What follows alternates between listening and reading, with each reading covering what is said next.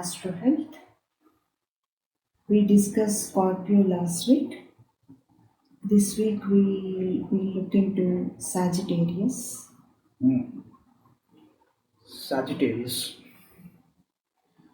Those born between 22nd November Okay. and 21st December. 21st December. That is Sagittarius for you.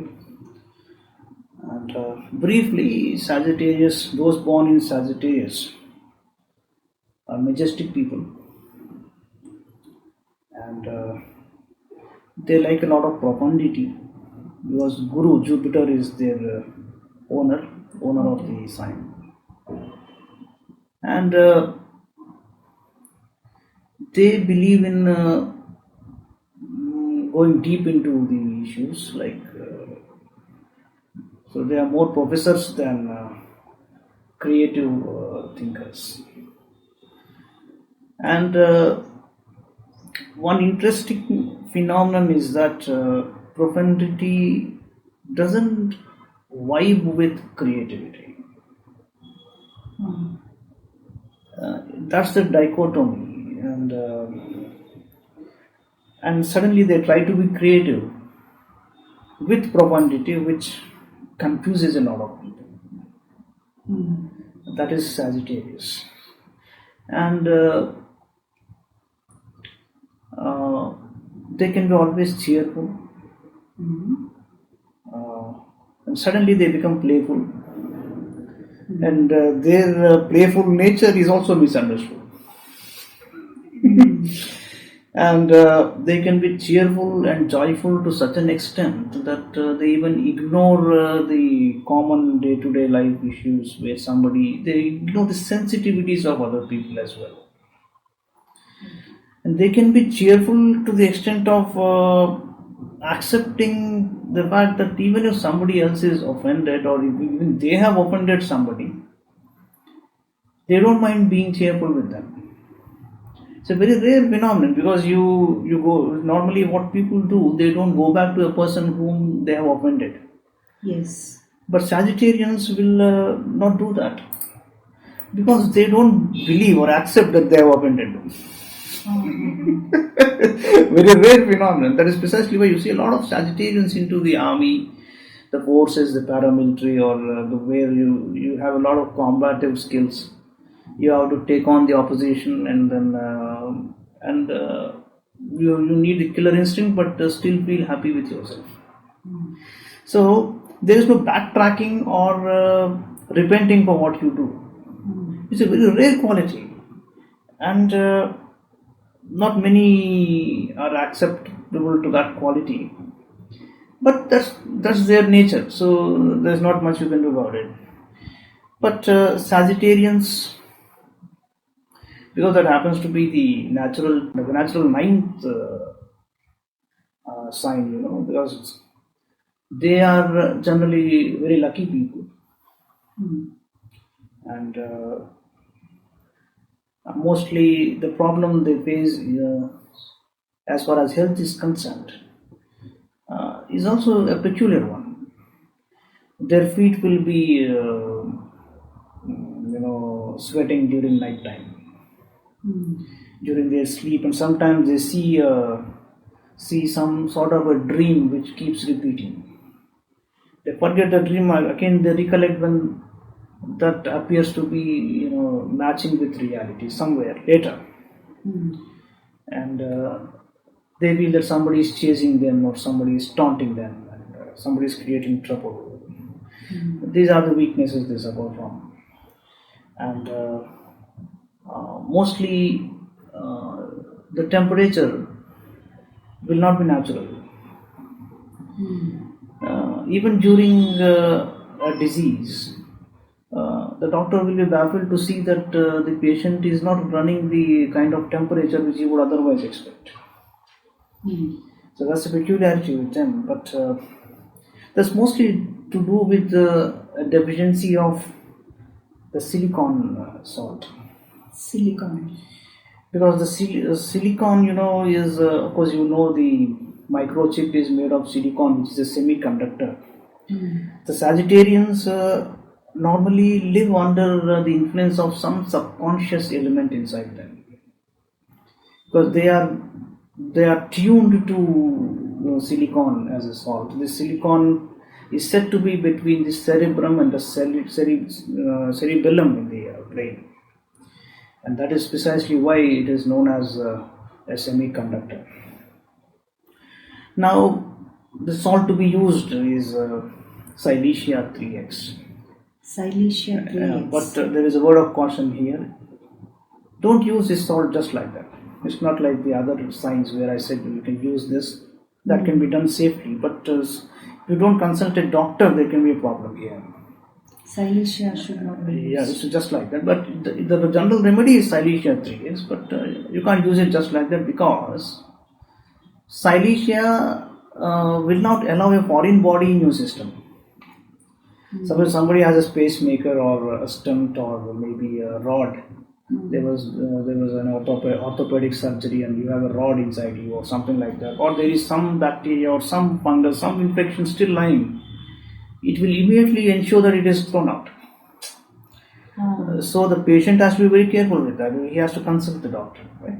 One should not take it individually. Just like independently. So, of course, if there is nothing of that sort, it is good to use Silesia. But another word of caution is, if there is some infection lying latent in the serum or in your blood or somewhere where it is hibernating, let us say, especially some infection like hepatitis B or of that sort. So many people have it, but they don't have the disease per se.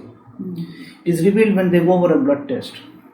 So Silesia will make it resurface and then try to eliminate. So there is a word of caution. Better consult the doctor before taking it. Yeah, undertake certain blood tests and then go for Silesia. It will be really helpful for them. Now we were into Anaretic planets.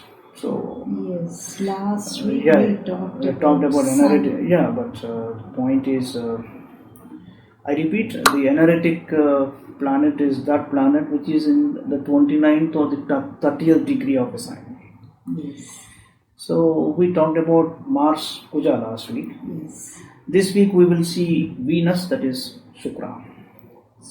Yeah, if Sukra is in an Anaretic degree, 29th or 30th of any sign, the person has a certain kind of inhibition so far as relationships are concerned. Okay. And again, he will be having some psychological problem dealing with areas where one has to be very fast and one has to take the first step forward. For instance, if I can take the liberty of saying bed comforts, like the conjugal relationships or intercourse per se. So that is where the problem lies, because the person will be having a psychological inhibition, and the planet which again is supposed to be studied when Shukra is in an Anaretic degree. Now, when that is happening, the boy or the girl will find it very difficult to take a decision regarding marriage. Like he likes a girl or the girl likes a boy, but then they can't come back to that stage and say, yes, okay, let's go ahead. So, and like even among artists who write a lot of stories, don't send them for publishing. There will be a lot of singers who sing in the bathroom and don't like to come out and exhibit their skills. So that's sort of coyness, the shyness, which recedes, which make them recede from the normal situation. That is mostly because Shukra is in an Anaretic degree. And the planet to be studied in coherence with Shukra being in such a situation is Kuja or Mars. But he is the guy who will give you the go and the positive feature for you. So that's about the Anaretic degree. We'll see what is today's question. Last week we talked about Sun, Moon and Ascendant, Right. but Ascendant was left out for discussion. Now let us look into it. Of course, Sun, Moon, and Ascendant. I think we spoke at length about Sun and Moon. I said that we will see the Ascendant in the next episode. Quite right. Now, what exactly is the Ascendant? See, it is a very interesting phenomenon. See, the Earth is rotating around itself, spinning around itself, and then rotating around the Sun. Now, in 24 hours, when the Earth is completing one round, we see one 360 degrees circle completely, right? So, during that phenomenon, you have the Sun, because of the apparent path of the Sun traveling across all the 12 signs in 24 hours. That is 2 hours in each sign. And during the time of birth, where Sun is positioned during that particular 2 hour period is known as the Ascendant or Lagna. And in relationship with the position of the Sun per se, on the orbit of the Earth, where is the Earth? That is another 30 degrees with the Sun, isn't it? So that position is where the Sun will be available in the horoscope in that particular sign. Supposing in Capricorn he comes after January 14th. So Sun will be in Capricorn. But the Lagnam may be different. Incidentally, the Lagnam and Sun may also be the same, because in 24 hours time, if that happens to coincide, it will be the same. So we have what is known as the subtle and the gross. The Lagnam is a subtle positional and possessional strength of the Sun. And the position of Sun as such in a horoscope is the gross one, where the Sun is straight away available. So Lagnam is energy of the Sun as represented by the motion of the Earth in a 24-hour period. That is one day. So the Sukshma and the Sthula. The Sukshma is the Lagnam, the Sthula is Ravi as positioned in a sign during that part of the year. During that part of the day, that becomes Lagnam for you. So the connection between Lagna and Sun is invariably, imperative. It is one and the same, almost. But the displacement is what the zodiac is all about. Now, because that is the situation, you cannot study the Ascendant independent of the Sun. So Lagna, Sun and Moon have to be studied together. And the displacement between Lagna and Sun determines quite a lot about what one achieves in life. The Sun position in the Lagna or the 11th house or 12th, even the 2nd or 3rd are wonderful positions. So, if an astrologer is studying the position of Sun vis-a-vis the Moon, he should not forget the 3rd dimension, that is the Lagna. So that was what I was trying to say. So, do we have another question? I have one small question. Broadly, how does one relate the question of happiness to the planet? Happiness in the sense in our lives.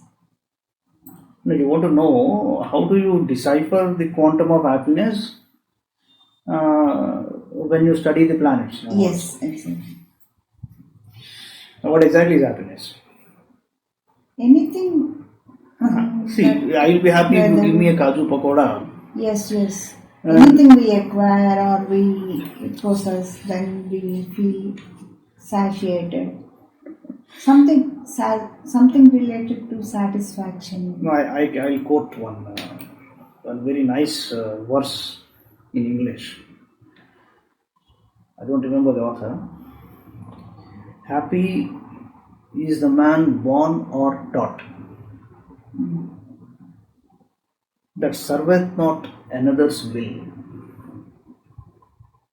Happy is the man born or taught, that serveth not another's will, whose armor is his honest thought. Whose armor is his honest thought, and simple truth his utmost skill. He says that man is happy who doesn't serve another's will. Somebody says he is happy who doesn't have a guilty conscience. Yes. Somebody says he is happy who has made a proposal, who has a desire, and who gets it fulfilled. Yes, yes. This is the popular... The common nature of men and women. But there's one more. I think honest people are those who will be happy only when they have accomplished a good task, a good deed. Yes. So, if you're trying to do something and that's not materializing, you're not happy. Yes. I think that places happiness on a platform where you relate it to action. That is karma. Karma is not your destiny. Karma is action. It is misplaced. Mostly by many. Karma is not your destiny. Karma is action. See, Jiddu Krishnamurti says, what is time? Time is action. See, if you are not into action, I'm not talking about acting, I'm talking about action. If you're not into action, what do you have to do with time? See, Kumbhakarna is sleeping. What does he have to do with time? That fellow who is into time, who is worried about time, is concerned about time, he wants to understand time. He is somebody who is into action, he wants results. Yes. And he appreciates the value of time. Now, mind you, astrology is not about whiling away your time by knowing that whether you will be happy or not. I'm sorry to say. The point is, interestingly, in astrology, happiness is directly related to the 10th house, which is the house of karma.